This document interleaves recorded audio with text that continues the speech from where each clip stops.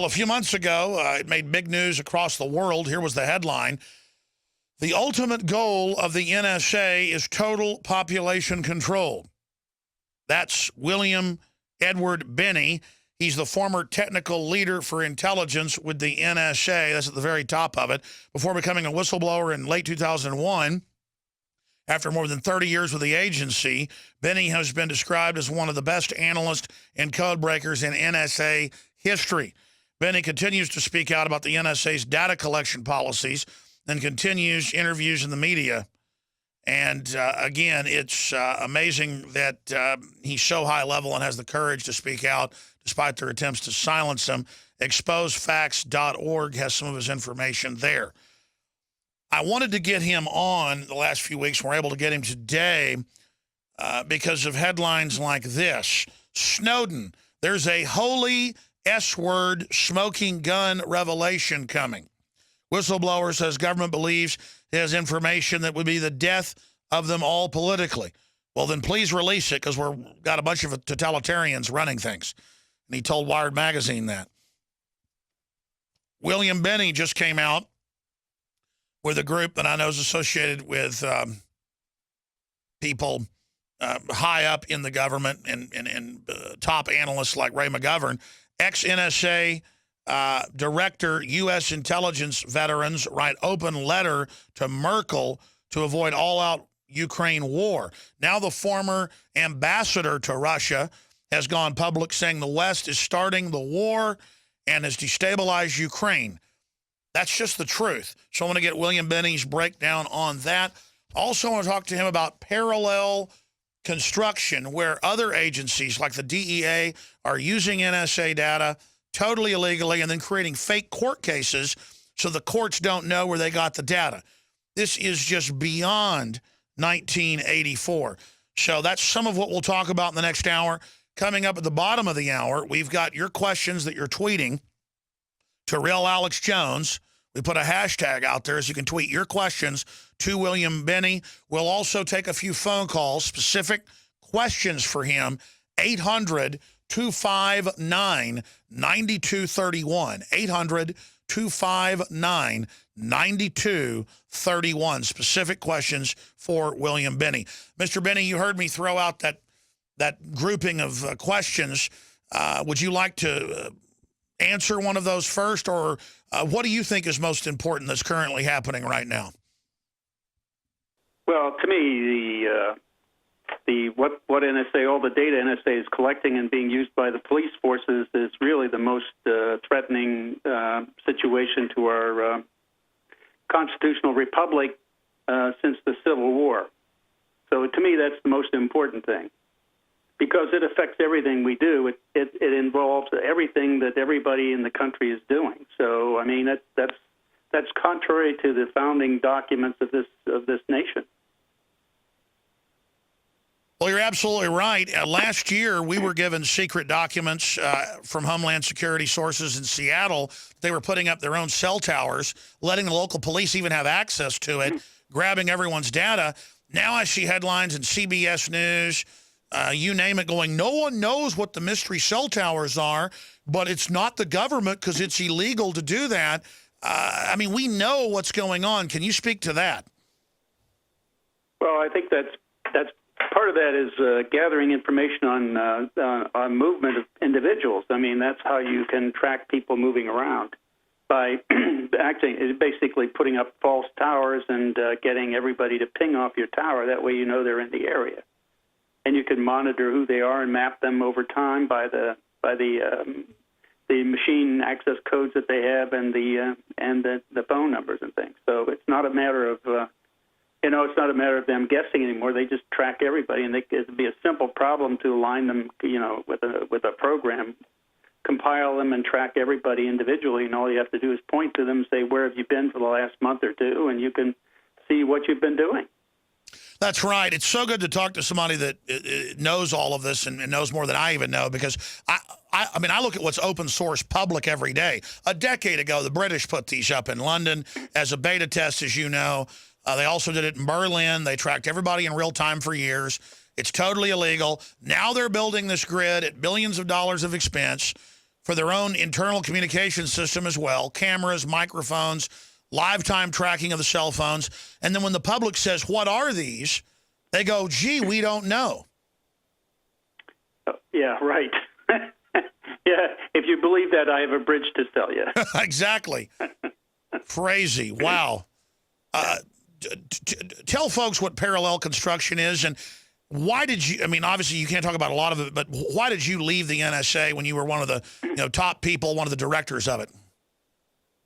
Well, I left in October of 2001 because they started spying on everybody and assembling information on everyone in the United States, and it went first with phone numbers and then went into the internet later on and very shortly thereafter. So it was very clear to me that they were pulling together all this knowledge as like a super Stasi state, basically. So NSA was becoming the new Stasi agency, you know. That's their new term, I guess. Never Say Anything is now the new Stasi agency, because even though their people are not necessarily using, they're assembling and making possible all this information and making it available to all the policing agencies of the federal government, and they in turn make it accessible to the local and state police. So it's really becoming a police state. That's exactly what East Germany was with the Stasi, and it was the primary reason why they did. That's why I left. So, I mean, that was the main reason I left, because I could see this coming. And parallel construction is the use of is how the police forces, federal, state, and local, use the NSA collected information, which fundamentally is not acquired with a warrant, and so therefore it is all inadmissible directly and inadmissible in a court of law. And so therefore, what they do is they have to, whenever they find something through the NSA data, they direct local police force to arrest them, and then say, now you do a parallel construction by using what you would consider normal policing techniques and like requesting things with warrants and things like that, and you assemble that data, and then you use that data to substitute for the NSA data that was originally used to arrest them, and you substitute the parallel constructed data in the courtroom, which I've called perjury. They're lying to the courts, and they're subverting our entire judicial process. And that's what happens when you allow this kind of assembly of information that's so much power. It's like J. Edgar Hoover on super steroids. So this is not compatible with any form of democracy at all. And whether it's Republican or Democratic administrations, Nixon or Obama, they all end up using the IRS, you name it, to persecute political enemies. Imagine what Hitler would have done with systems like this. These systems historically always end up getting abused. If you're just joining us, the former director of technical intelligence with the NSA, I've heard it described as one of the top 4 jobs there. So one of the heads of the NSA, William Edward Binney, is on with us right now. And I mean, a much bigger whistleblower, you could say, even though he hasn't released a lot of secret info, than Snowden. And so the media has tried to ignore him, but he's so big they can't. Without getting into anything that was classified, but we are dealing with open totalitarianism, so it's almost treason for any of us, even if something's classified, to not talk about it. I mean, what was it like to be in there? I mean, did they come in and say, okay, we're going to flip on all the switches and spy on everything now and focus on U.S. citizens and politicians? I mean, can you tell us, was there a moment or was it a process when you're there heading up, the NSA, and who comes into you? Was it the director of national intelligence? Who was it? Was it the president? Okay, we're now going to totally break the law and spy on everyone. And then you say, I'm out of here? Or how did that happen? Actually, I was not supposed to know about this program at all, because I had told them that I was going to leave in early 2002. So I was not supposed to know about what they were doing. But the problem with that was that they had to use the programs that we had developed there that I had helped form within the SIGINT Automation Research Center, which is my laboratory at the time. So they had to use those programs, which meant they had to use the computer programmers that had developed it for me to install it in another place and get it up and running, because they were the only ones who knew how to make the code, set it up, make it running, and get data flowing in and working. So when they when they did that, they kept it all very secret, even inside NSA. And the reason, of course, was because it was an impeachable act. I mean, after all, spying on the U.S. citizens was a violation of the FISA laws. They were keeping the courts out of it. They only informed 4 people in Congress, the chair and ranking members of the House and Senate Intelligence Committee, one of which was Nancy Pelosi, and that's why she later on said that the impeaching George Bush is off the table, because she had agreed to these programs from the beginning. So they were keeping it very secret, even from Congress. They didn't want any opposition, because when that basically was the Total Information Awareness Program that was started in 2001. Admiral Poindexter. And if you remember, Admiral Poindexter came out in, I think it was 2003, advocating a TIA program, Total Information Awareness Program. And that's when everybody came down on it and terminated, and that's what Congress's reaction. So when they saw that reaction, they continued to see that from their perspective, they were making the right decision by keeping it secret. It's just like their secret agreement their secret interpretation of Section 215 of the Patriot Act. The fellow who wrote the Patriot Act, Representative Sensenbrenner, has already gone publicly and said that he never intended them to be able to do what they are doing, this bulk acquisition of information by using that Patriot Act. Well, that's violating the intent of Congress, and yet they're still doing that, and they're not spelling out. They're afraid to spell out to the American people exactly what they're doing and what their interpretation is of these laws that allows them to do it. They simply are assuming that if the Congress keeps passing these laws, then that's tacit agreement with what their secret interpretation is. And they don't have the guts to come out and tell the American people out in the open what they're doing.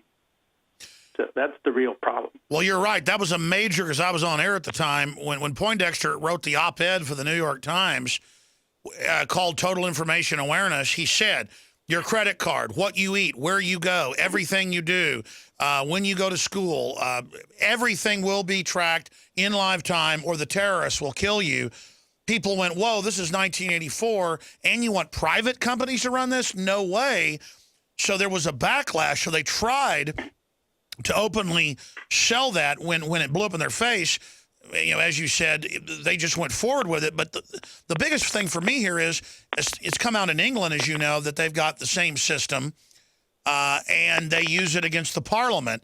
The bureaucracy does. I mean, this is being used. This is not to stop Al-Qaeda or ISIS. This is pointed directly to American people.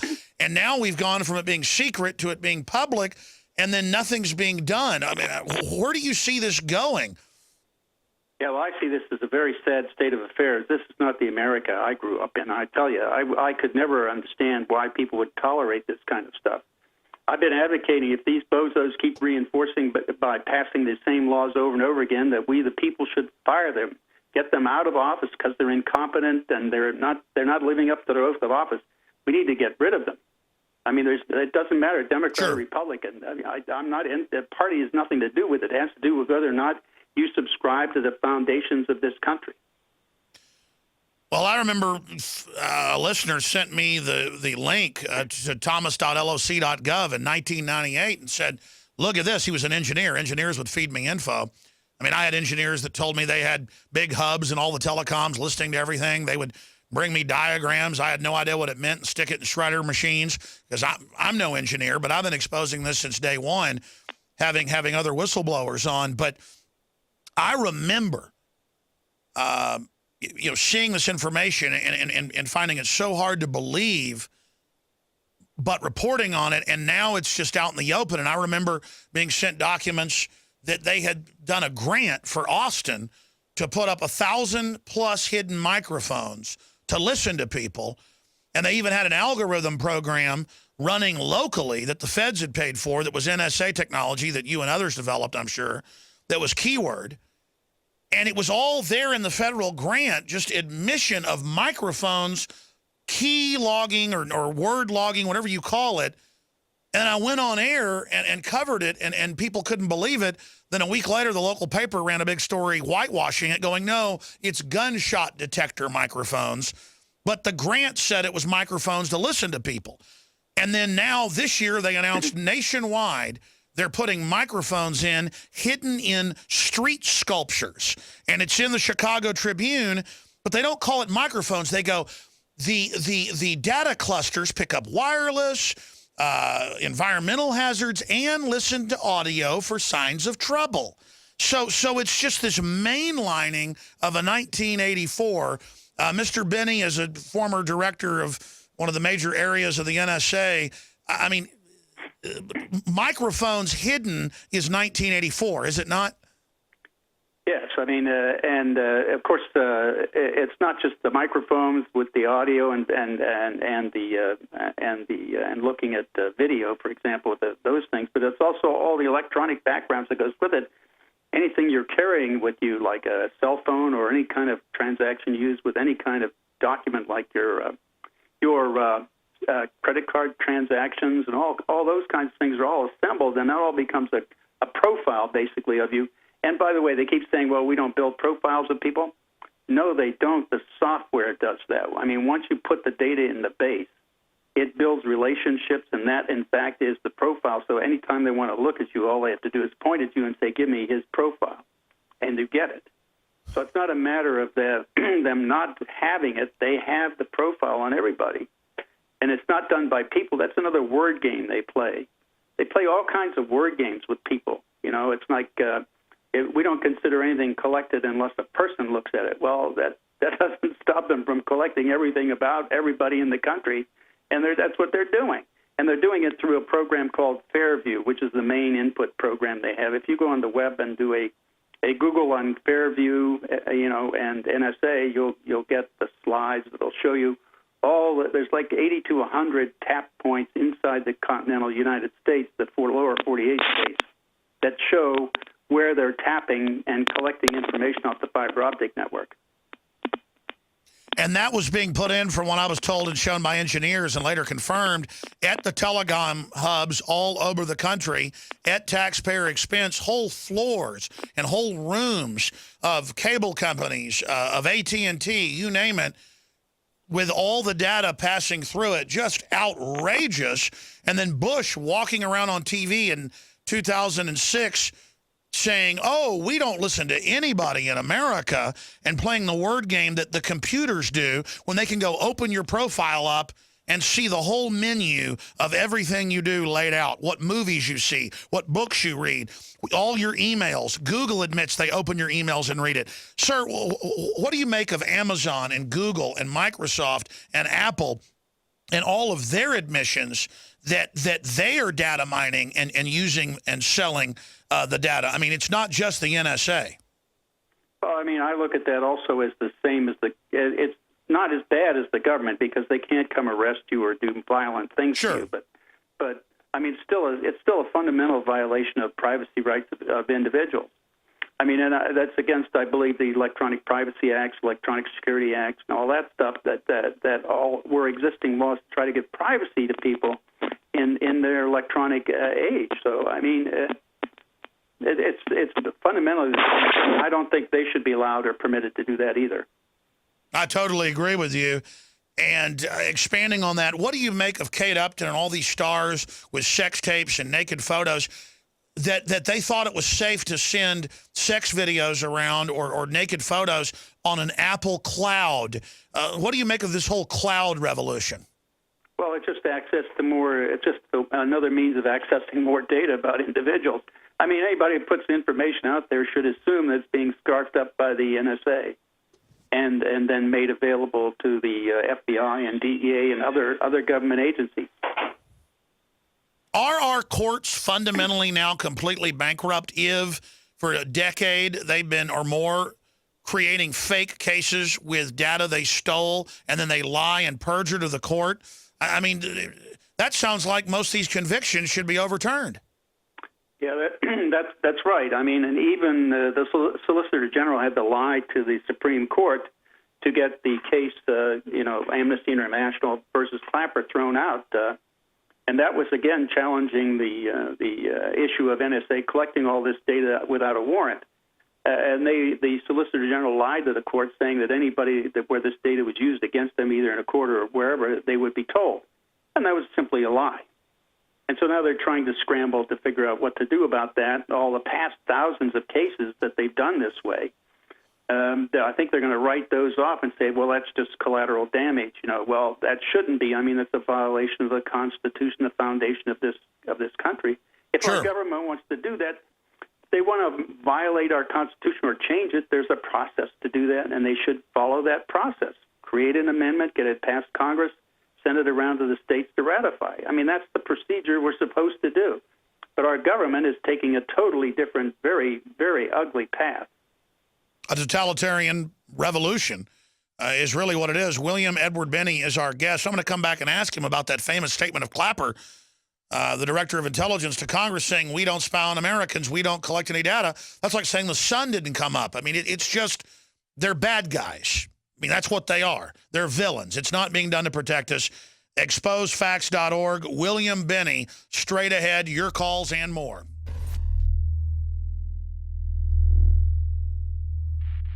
I've been on air 20 years. It'll be 20 years in about a month. And by 1996, as a libertarian promoting liberty, I had police chiefs contacting me in major cities, emergency managers, engineers, who were aware of all this stuff going into place behind the scenes. And I would go on air and talk about it, so I would get sent more data. Then I got syndicated. That's the reason I realized how much trouble we were in before a lot of other folks, was because a lot of people out there in the system who knew more than I did were basically using me as a conduit to get stuff out to the public.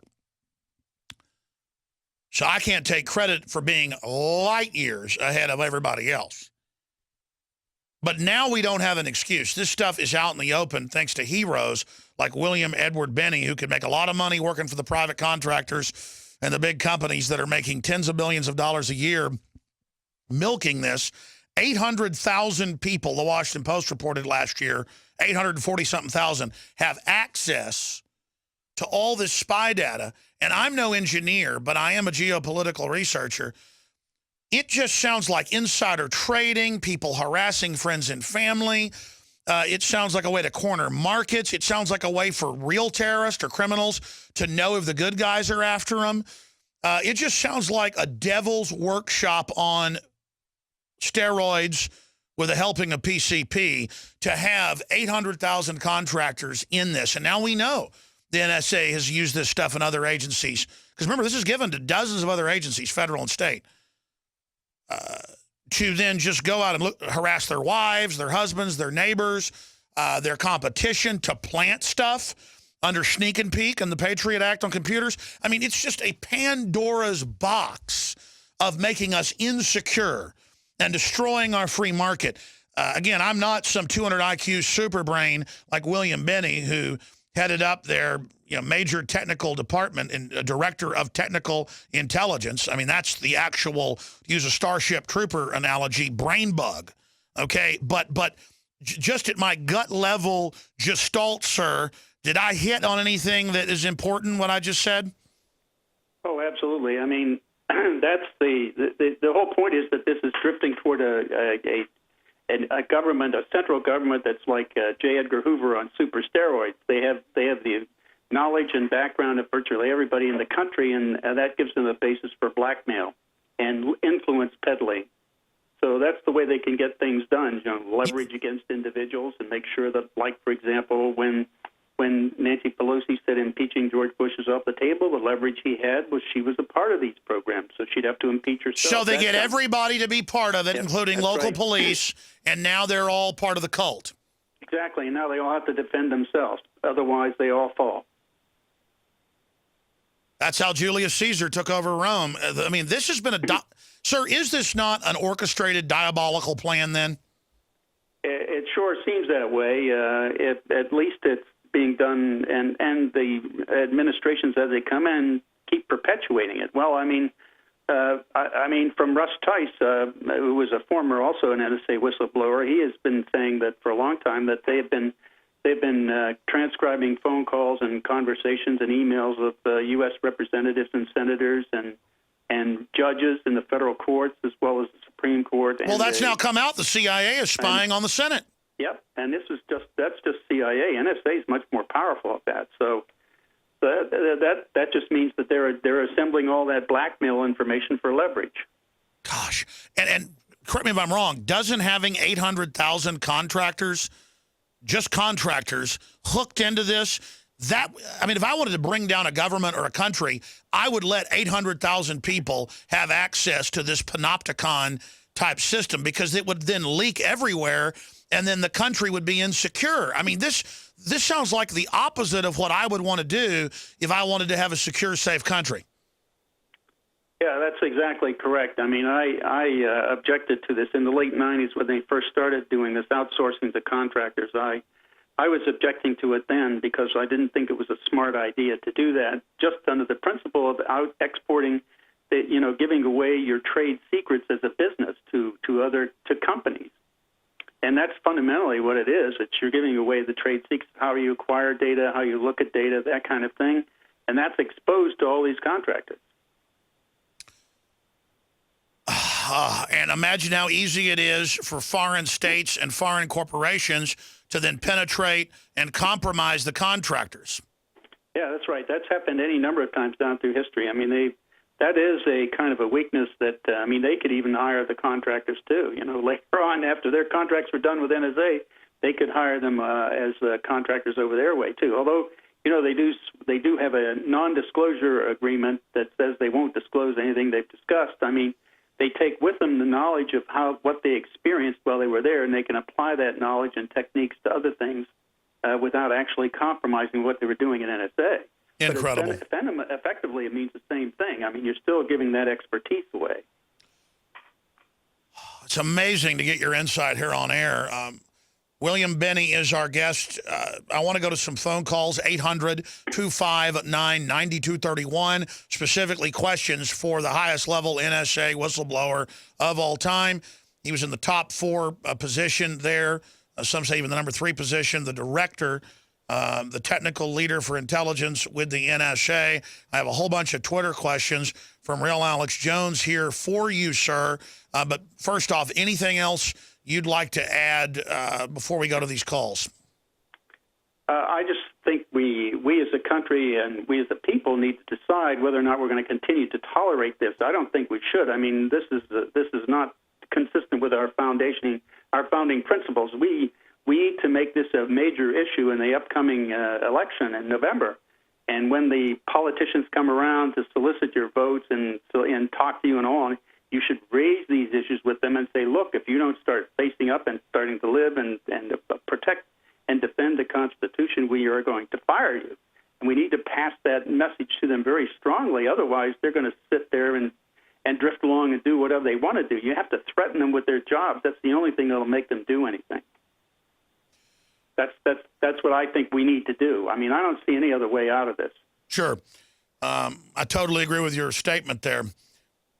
R.C. Patterson asked on Twitter, he says, Mr. Binney, any advice on how to mess or scramble the profile data with NSA is doing on us, i.e. web credit, purchase, etc.? I would just say everyone always thinks about how to get around it. How about we politically change it and stop the whole thing that's wrong? But until we get there, what would you do to protect your private information?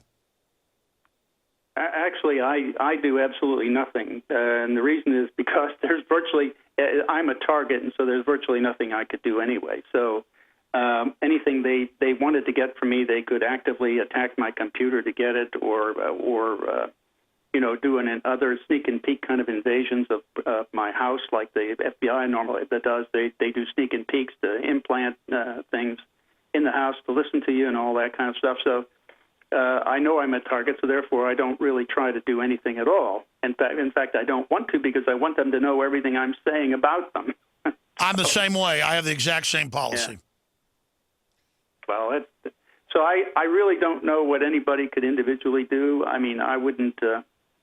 As long as you don't become visible to them for some reason or other, they won't target you. I don't think they'll look at your profile. But if you do something that irritates them, why, they'll call up your profile and start looking at you, though. So I don't, and I'm not sure really. I mean, you could try to use Tor. Tor is an annoyance to them. It helps anonymize what you're doing on the web. that is some impediment. It causes them some difficulty, if they target you, of course, they can go around that. So one way to do it is jamming it with disinformation, garbage, just creating totally random profiles, just doing weird things. That'll create kind of plaques of clouds that will, I think, alter the profile. But I'd say let it. It's criminal. It's illegal. And have the profile full of stuff exposing them so they're aware with their sample rate just how many people are awake to them. Yeah, that's what I try to do. I make sure anything I say, if I refer to them, I refer to them in a way that makes it perfectly clear what I think of them. Well, it's organized crime in a revolution against our civilization. I mean, do you agree with that statement? They have organized in a racketeering operation to openly violate everyone's rights en masse, lie about it, get caught, and keep lying. Well, that certainly is an analogy that would work. I mean, I don't think they've taken the final step, like they haven't done what the Stasi does, like incarcerate you. But they discredit you and kind of try to embarrass you and get you out of the way. They just don't put you in the gulag or something, you know. That step has not been taken yet. Well, but, I mean, they're starting to try. Yeah, that doesn't mean it can't be. Absolutely. Look at Dinesh D'Souza and his film. Yeah. Let's go to a phone call. Again, William Binney, who is a real hero, is our guest. Catherine has a question. Go ahead.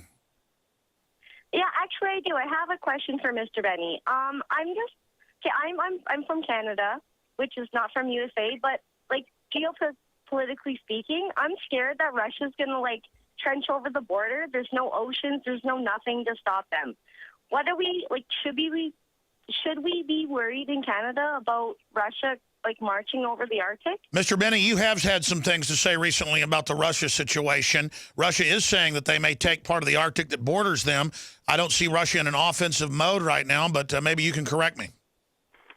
No, I don't. But this is also one of my I'm actually an NSA advocate, okay? but I'm an advocate in the form of doing the right thing. Now, what's happened is when they went to this bulk acquisition of data that's diverted the effort and intensity and investigation into areas that aren't relevant to anything that's important, and that takes away from other areas like being able to watch the militaries of the Russians or any other country, and it reduces the capacity to do intelligence and to acquire and smartly assemble intelligence about those targets. So that's hurting our ability to understand what they're doing or what they're intending to do. Well, that's what I was saying earlier, just as a layperson. When you're spying on 320 million Americans, how on earth could you be watching the Russians? That's the point. But actually, it's even worse than that, though. It's probably on the order of somewhere between 3 and 4.5 billion people around the world. Sure. 300+ million U.S. citizens, but the rest of the people in the world too.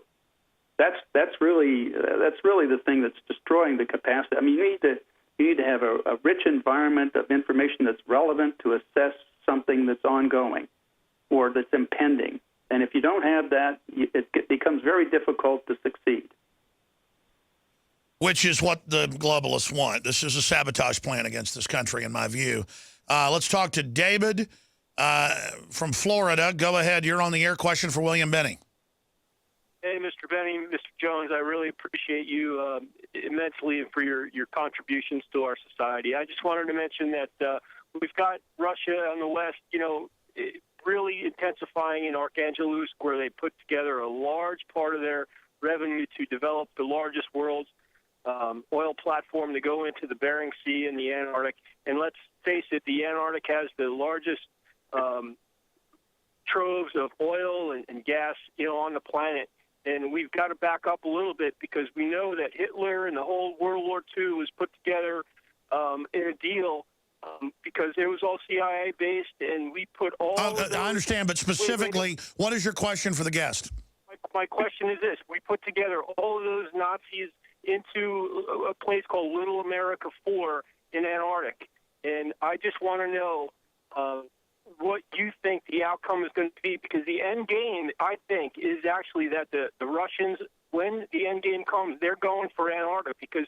Well, they've said they're getting ready to go for it. Look, I got to go because we have limited time. These are specific questions for Mr. Binney.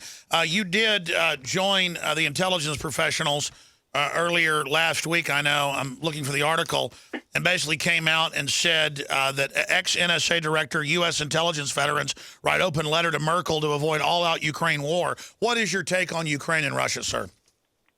It looks like the Russians are playing a saber-rattling game. It's not really an invasion. I mean, if you had an invasion like I was involved in analyzing all the invasion of Czechoslovakia and in Afghanistan, if you're preparing to have an invasion or you're going to have something, then you've got to be there with a lot, in the case of Ukraine anyway, with a lot more in terms of capabilities, in terms of personnel and equipment. I mean, you can't just do it with a few tens of thousands they have. So the point is, it's not really an invasion. What they're doing is playing games along the border and saber rattling. Now, the point is, I tend to agree with the president here that this needs to be solved diplomatically, and I believe that that's the correct route rather than try to go to confrontation. I mean, I don't think the Russians feel very threatened by the expansion of NATO. No kidding. And I would say, well, okay, fine. If you look at it from their perspective, they have some concerns. Well, okay, why don't we invite them into NATO? Why don't we get all of us together in a mutual defense treaty? Instead of always fighting with each other. Well, instead of fighting with each other and looking and acting like they are really a threat, why don't we include them instead of excluding them? Here's another question from Mike Headsroom on Twitter. He wants to ask you, Mr. Binney, has the NSA managed to break SSL? What is your preferred encryption algorithm? I don't believe any commercially available encryption system is necessarily safe. Of course, yeah. Simply because of the back doors and the weakening that the NSA has done through a Bull Run program that's been part of the Snowden exposure. They had the Bull Run program to weaken all the encryption systems. That simply meant they give them weaknesses in the keys or in the way keys are generated. Well, don't they just pressure the developers to give them back doors? Yeah, that's right. Yeah, that's right. And that's how they get it. And my point is that you can take some very simple, you could use whatever is commercially available as a kind of a community cipher that you could use. But underneath that, you have to come up with some variation of your own, so that when they go through assuming that they have the right keys and everything when they're breaking all these things, they end up with a mess. Wow. So that it's basically layers of complexity is what I'm and one of those layers can be a very simple thing, like you simply take the binary stream of a text that you're trying to encrypt and just transpose the bits in a pattern. And that destroys the integrity of the text, so that even if they have the correct key coming through the different layers of encryption for you, they still end up with that transposed mess, and they can't recognize it. So that's one way of that I had proposed of defeating bulk or the brute force attack on a system, just assuming a whole trillions of keys and going through keys and trying them to see if you get any partial text. Well, in that case, if you do that bit transposition, that destroys the integrity, so that any partial text you would get under any key assumption under that brute force attack would be absolutely wrong. Amazing. Stay there. This is incredible. We have more questions straight ahead. How secure is Black Phone? And more. Stay with us. All right, final segment in the full broadcast. Mr. Binney's agreed to do 5 more minutes with us into overdrive to finish these phone calls. Tyler, Lance, Melissa, C, Lee, and others that are holding. I got a bunch of questions that have come in at Real Alex Jones on Twitter, but look at this CNET News headline. Robot couch can drive you to the fridge and back, as if this country isn't already obese enough. Next, they're going to have toilets in the couch, like Idiocracy. People need to really wake up and stop just going along to get along. And just because the majority of folks want to be decadent slobs doesn't mean the rest of us have to be slaves to this. William Binney, top NSA whistleblower, is our guest. Truth, Justice, Liberty on Twitter, handle Occupy Earth Now, says, do you know anything about Israel having direct access to NSA data? I know some of the phone company caller ID systems do go back to Israel, and then that goes back to the infiltration via contractors by other governments. William Binney? there are, of course, international relationships, and of course that's been published again by the Snowden material that they have relationships with Israel. But in general, any exchange of information between any of those parties is done separately. It's not. No one has free access to one another's databases. Those things are held kind of privately. If they want to share something, they put it off on a separate data set so that they can access that. So it's not. They don't have direct access. Sure. We just saw the hack of the Apple Cloud. I wonder if there's been hacks of the CIA or NSA that we don't know about. Well, supposedly they have a closed network. You know, that's what NSA claims they have, and I think for the most part they do. But you know, it's really, I mean, how many things are certain in this life? You know, that's the problem. They have very bad documentation of their network. In other words, that one of the main things you have to do to ensure cybersecurity is you've got to have good documentation of your network. And that will tell you how people could access any of your components inside your system. And then you need to define what you want to protect, and then you surround and build within your system a protection system, you know, covering that. But those are two things that most NSA agencies in the U.S. government do not have. They don't have a good set of documentation on their network. Sure. Plus, a lot of the really chips. Don't know. Sorry, go ahead. But I mean, they have designed it that they wanted it closed. Now, whether it effectively is another question. Okay. Absolutely. So, yeah. Wow. I can't really say for sure what is and what isn't there. Tyler in California, you're on the air. Go ahead. Hey there, gentlemen. I had a question for Mr. Binney, and obviously I have probably a million questions I could talk to. It's fine. Go ahead and throw your question out. Most important thing with the anniversary coming up of 9/11, I think that we need to look into what's going on with the continuity of government. And I'd like to know Mr. Binney's opinion. If Sure. What about coup d'etat by COG, kind of a reverse Valkyrie? We know that FEMA and others have basically set up their own governing system in the name of COG, but then that can be used to have a coup against the people. Well, I, of course, would certainly not hope that would never happen. I mean,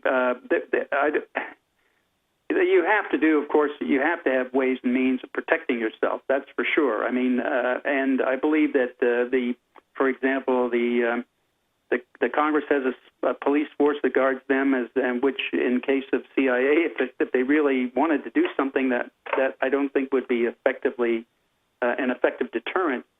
But most of the people I know in CIA or any of these other organizations, at least the people at the working level, would never tolerate any kind of move like that.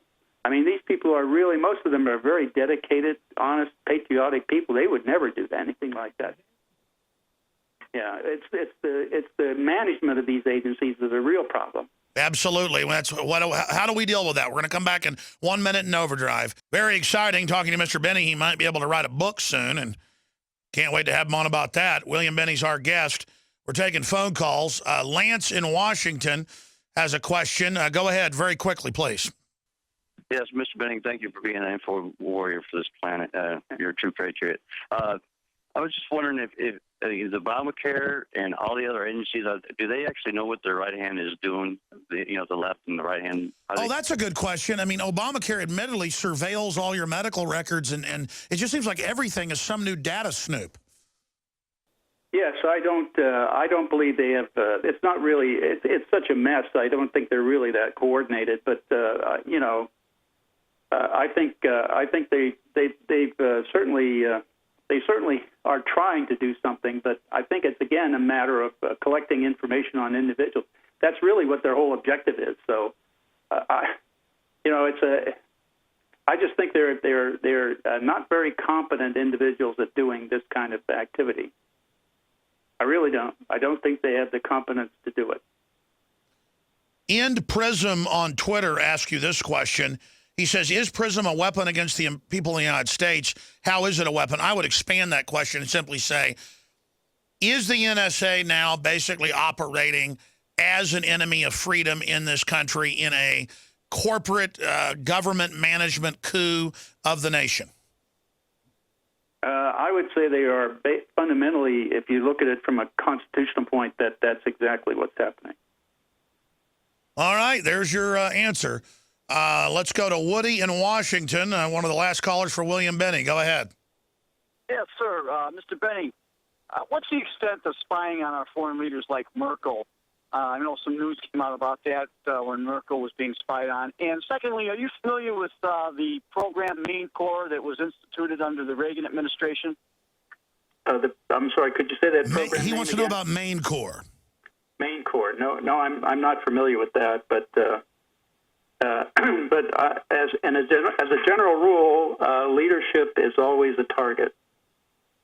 So the leadership of basically any country in the world is always a target. And I think as their security will tell them that they are a target and warn them to ensure that they're covered, and also provide the means to help them secure their communications. I mean, they even had Bush take his own toilet around with him because foreign governments wanted to get that.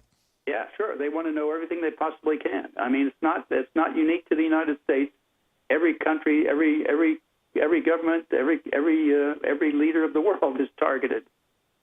All right, one last caller. Sorry to Melissa. We're going to C in Texas. You're on the air with William Binney. Hey, Alex. Hey, William. Thanks for being there. Alex, by the way, I'm a really good friend of Pat's. Mr. Binney, do you feel it will ever get to a point where the fact that it's so easy for people to go in and manipulate data and possibly change up all sorts of facts on people's Facebook pages and social network sites, where it just becomes so obvious to everybody that there could be plausible deniability by those people that they're actually spying on to come forward and say things so they're not blackmailed anymore?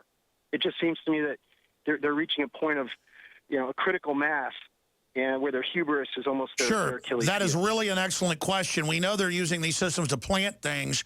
Won't that call into question the entire court system, you name it? Absolutely. I mean, that's what they did against us. They fabricated evidence from factual evidence that they had assembled about us. They fabricated a charge against us, and that's basically what the unfortunate part for them is that I caught them at it.